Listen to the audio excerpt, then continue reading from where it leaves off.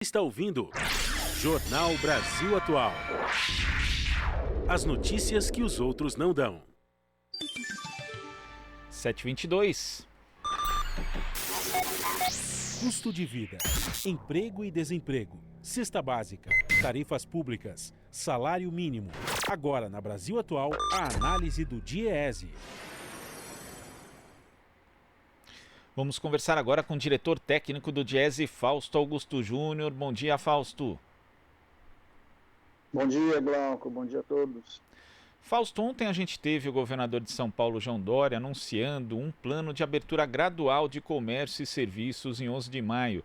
A gente sabe, inclusive, que tem aí algumas entidades classistas que pedem que o comércio seja e tenha suas regras flexibilizadas para abrir já aí no Dia das Mães, né? Justamente para tentar aproveitar isso e recuperar um pouco das suas vendas. Mas, ao mesmo tempo, no dia em que isso foi anunciado, tivemos aí o recorde de mortes em São Paulo, 211 óbitos em função do coronavírus. Como é que você vê esse jogo de pressão do setor do comércio e também a postura do governador João Dória, Fausto? Então, Glauco, eu acho que a gente tem que... Esse é um momento bastante delicado, né, para a sociedade brasileira em geral. Há uma avaliação de que nós estamos caminhando para o auge da contaminação. Nós ainda não estamos nisso, mas se a gente olhar, nós já estamos dobrando a cada 5 dias o número de mortos. Um conjunto grande de equipamentos médicos na região metropolitana de São Paulo já estão chegando próximo à sua capacidade máxima.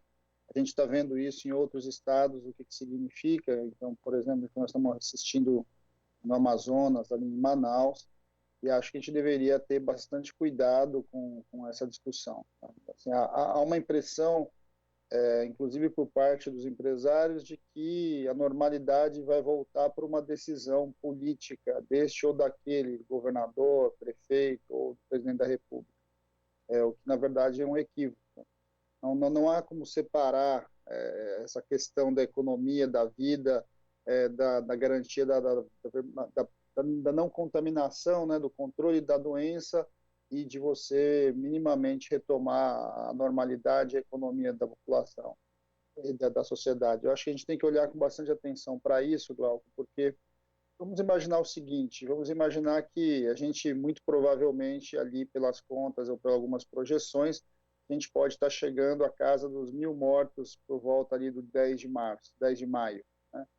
Se a gente chegar no tal, ou seja, o comércio está defendendo muito a abertura no Dia das Mães. Imagine que a gente tenha mais de 1.000 mortos ao longo do dia da semana do Dia das Mães. E eu pergunto para qualquer comerciante, será que se abrir os shoppings as pessoas irão ao shopping? Ou será que a gente vai estar só colocando em risco um conjunto de trabalhadores e aumentando a disseminação para a sociedade e colocando mais pressão no sistema de saúde? Eu acho que isso são questões que precisam ser analisadas e essas escolhas não podem ser escolhas políticas ou escolhas econômicas. Não é possível que a gente separe a economia da vida, a economia da questão de saúde e do controle sanitário no momento de pandemia. Não se volta à normalidade quando o mundo não está normal.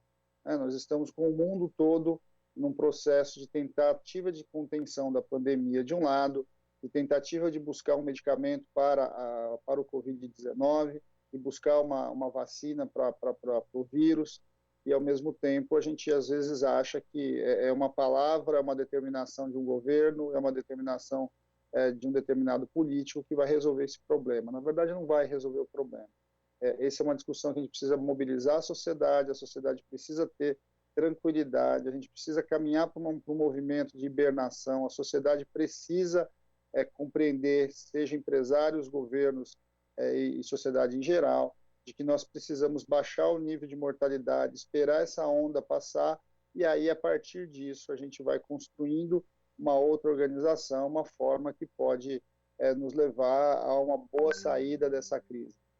Não é simples esse movimento, a gente sabe que as pessoas, as empresas, os pequenos comércios são todos pressionados pela realidade, mas a gente achar que pode simplesmente lidar com uma quantidade muito grande de mortes, que essas decisões podem ser tomadas, é um tanto quanto prematuro, é um tanto até quanto ingênuo, porque não é assim que funciona a economia. Economia e sociedade são duas coisas que andam juntas.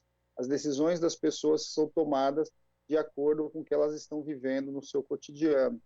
Eu pergunto, tem uma defesa muito grande, por exemplo, de abrir as concessionárias. Vamos abrir as concessionárias porque o risco de compra de um carro é muito menor, o fluxo de pessoas é menor. E eu pergunto, mas será que a população em geral, quem tem ali uma poupança guardada, vai sair de casa para trocar o seu carro? Essa é uma pergunta que a gente tem que se fazer também. Será que eu vou entrar num financiamento, uma vez que eu não sei nem se eu vou ter emprego daqui 3, 4 meses? Ou seja, a decisão, por exemplo, da tomada de compra de um bem como um carro, não é uma decisão que você faz simplesmente de um dia para a noite porque o governador ou o presidente da República disse que tudo voltou ao normal. Não é assim que funciona. As pessoas estão olhando, né? Conforme a crise vai se agudizando, mais difícil é as pessoas tomarem decisões de compras grandes, por exemplo. Isso é absolutamente normal. Isso de um lado. Do lado empresarial é a mesma coisa. O empresário vai investir, vai ampliar o seu negócio. Ao contrário, o momento agora é um momento de sobrevivência, é um momento que a gente tem que ficar na maior tranquilidade. A volta à normalidade não é o contrário. A volta à normalidade vai ser quando o número de mortes começar a cair, o número de contaminação começar a cair, e aí você passa a ter uma segurança maior para que a gente possa transitar ao longo da cidade e tentando caminhar para uma outra realidade que vai sendo construída após a pandemia, Glauco. Na verdade, esse ponto que você ressaltou, né, Fausto, o que vai adiantar reabrir shoppings se as pessoas não forem até os shoppings, né? Por isso que existem comerciantes que inclusive fazem o cálculo, que é correto. É menos prejuízo você ficar fechado, você ter a sua loja fechada, do que reabrir sem ter cliente nenhum. Os custos são muito maiores. Então, como você falou, Fausto, não vai adiantar numa canetada, as pessoas não vão voltar para a rua. Espero que não. Né? Não vão voltar para a rua para fazer compras, expondo a sua saúde e colocando a sua saúde em risco. E isso é muito importante, né? Infelizmente, os comerciantes têm que ter paciência e o Estado tem que prover, aí, né? Dar recursos, garantir a segurança, em especial dos pequenos e médios comerciantes, né, Fausto? Eu acho que esse é o grande desafio e essa deveria ser a luta, inclusive, desses empresários, né? Em geral. Ou seja, nós precisamos, primeiro, proteger o conjunto de trabalhadores e proteger a sociedade. Como é que a gente vai, quais são as medidas de proteção para que menos pessoas, menos trabalhadores sejam contaminados? Acho que essa é a essência de tudo, né? E quanto menos pessoas venham a óbito, é o ideal que a gente está buscando. Esse é o primeiro movimento. O segundo é que, sim, realmente, você abrir um estabelecimento e não ter cliente, além do custo, além de você não efetivar de fato o faturamento que você imaginava, você vai ter um custo para essa loja estar aberta. Então, a primeira coisa é, se você pode mitigar esses custos, a gente vai mitigando os custos. O segundo movimento tem que ter uma pressão muito grande sobre o setor, sobre o governo de um lado, sobre o setor financeiro de outro, de modo que as iniciativas e as possibilidades de que você possa renegociar dívidas, que você possa obter financiamentos com diferimentos longos e carências longas é fundamental, que você possa atrasar, né, que você possa adiar pagamentos de impostos, em alguns casos que você tem, inclusive, a isenção de um conjunto de tarifas e de impostos. Ou seja, nós temos uma disputa coletiva com relação ao Estado, Glauco, e é muito mais importante nesse momento do que simplesmente uma vontade, quase que um voluntarismo de imaginar que tudo vai voltar ao normal, porque as coisas não vão voltar ao normal desse jeito. Ao contrário, nós estamos caminhando para uma curva que está assim, ascendente, né? Ou seja, um retorno à normalidade, uma chamada para que as pessoas saiam do isolamento, ela pode, na verdade, aumentar este movimento. E aí o impacto do fechamento depois, caso você tenha uma perda de controle da pandemia, é muito maior, porque aí as pessoas, inclusive, o que vai definir que as pessoas fiquem em casa não vai ser o Estado, o que vai definir é o medo das pessoas. Quanto maior o medo, quanto maior o risco, menos as pessoas vão consumirem. E aí a gente pode entrar no pior do que a gente pode imaginar, porque não só as pessoas vão ter problemas com o consumo ou para a compra de bens duráveis, para a compra de presente para o Dia das Mães, nós podemos ter um impacto, por exemplo, em que trabalhadores essenciais passam a ter um risco de contaminação muito maior. Agora, imagina, nós estamos com uma dificuldade danada agora, com uma série de setores, inclusive para provimento de alguns serviços.